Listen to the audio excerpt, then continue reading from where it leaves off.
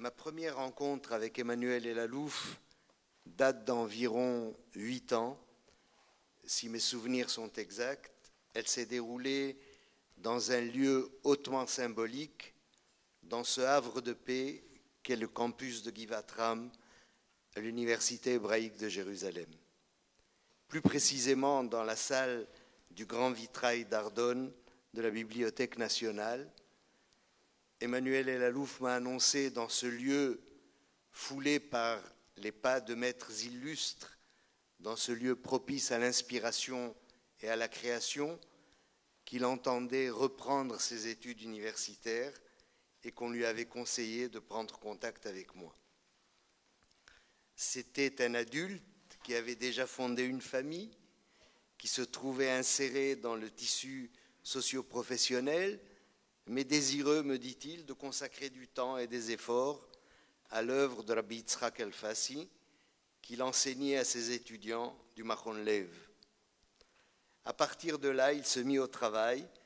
Il présenta d'abord un master dont le mémoire servit de base pour la rédaction de la thèse, et nous avons essayé tant bien que mal de pallier les difficultés liées à la distance et au peu d'occasions de nous rencontrer par un échange de mails, ce qui a quelque peu interféré sur le plan de marche de la thèse. Mais en janvier dernier, elle a été soutenue grâce à la bonne volonté d'Emmanuel Elalouf, qui n'a pas ménagé ses efforts pour répondre aux exigences des membres du jury, et notamment de notre collègue qui a été ici honoré, M. Michel Serfati, qui bénéficia de la présidence de la soutenance.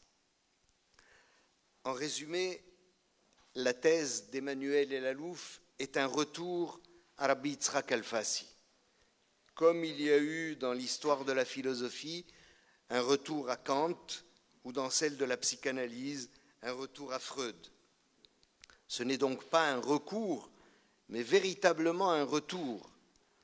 La thèse situe la contribution du RIF dans son contexte historique et rabbinique, en pointant ses prédécesseurs aux sources desquelles il s'est abreuvé, et ses successeurs, exégètes et disciples, en passant en revue les manuscrits et les différentes éditions du Sefer HaHalachot et en évaluant l'impact du décisionnaire sur ses corréligionnaires et sur ses collègues, les poskim contemporains, tout en soulignant les différentes approches entre la jurisprudence séfarade et ashkénaze. Un chapitre consacré aux responsables du RIF complète cette présentation du Sefer HaHalachot. De ce qui précède, il découle un schéma qui est bien explicité et illustré, celui du laboratoire d'élaboration de la halakha, de la règle normative du RIF, qui utilise les acquis des Géonim comme un socle sur lequel s'élève l'imposant édifice de la halakha séfarade, telle qu'elle va être édictée par lui.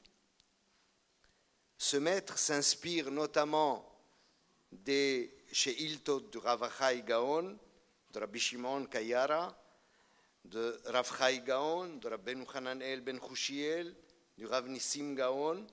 Et là se situe, à mon avis, la partie originale de la thèse, celle qui mérite notre reconnaissance. Elle est complétée à bon escient par les exégètes ou commentateurs du RIF, sans oublier ses critiques et ses disciples, notamment Rabbi Zerachia Levi, Rabbi Yonatan de Lunel, Nachmanide, Rabbi Yonah Gerondi et Loran, Rabbi Nissim Gerondi, le maître de Chasdaï Kreskas. C'est, comme je l'ai évoqué, la partie originale de la thèse qui tisse la toile qui se dessine à partir des travaux du RIF, même si, ici ou là, mais cela n'invalide en rien le travail qui a été fourni, une tentative de synthèse ou un tableau récapitulatif montrant les ramifications manque. Mais La synthèse se trouve d'ailleurs dans un des articles qui a été cité par notre lauréat, l'article du regretté professeur Israël Tashma, qui se trouve en tout cas dans les notes de bas de page et dans la bibliographie.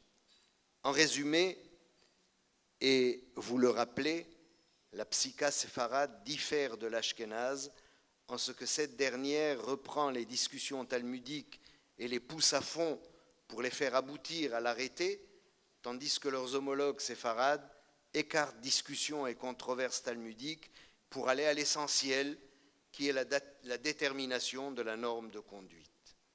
Si bien que nous pouvons proposer un schéma de la psycha séfarade qui a ses sources chez les Géonim, qui passent par le Rif et Maïmonide, ces deux fleuves qui irriguent la halacha pour trouver sa forme quasi définitive chez Rabbi Yosef Karo.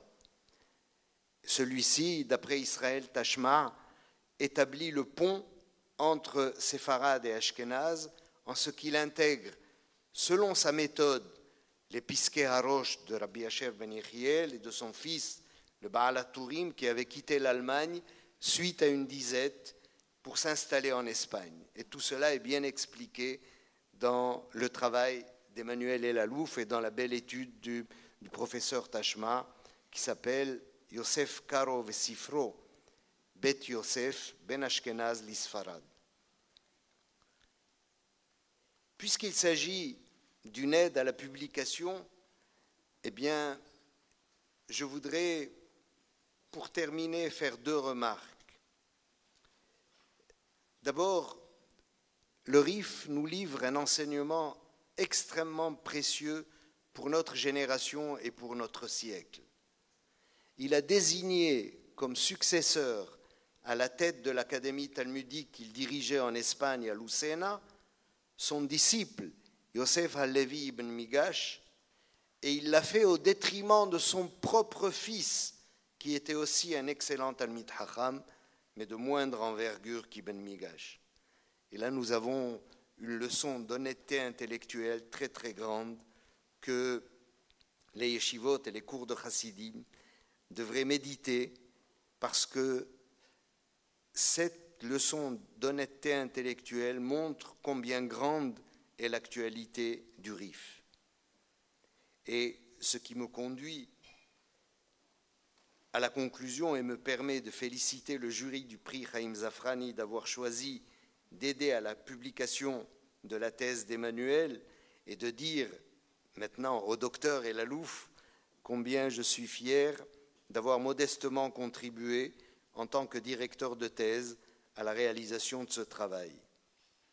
Et par les temps qui courent, devant l'ultra-orthodoxie d'une grande partie de la communauté juive de France, le cercle des intellectuels juifs qui tentent de faire entendre au sein de l'université la parole juive se restreint dangereusement. Ils font comme neige au soleil. Nous sommes peut-être, vous et moi, et d'autres dans cette salle, une espèce en voie de disparition. Car du côté des ultra-orthodoxes, il n'y a qu'indifférence et désintérêt quand ce n'est pas mépris et accusation d'hérésie pour les travaux universitaires. Et les conséquences seront gravissimes pour les années à venir. Entre-temps, réjouissons-nous de ce que des thèses de cette teneur soient éditées grâce à des prix comme celui du regretté professeur Chaim Zafrani. Je vous remercie.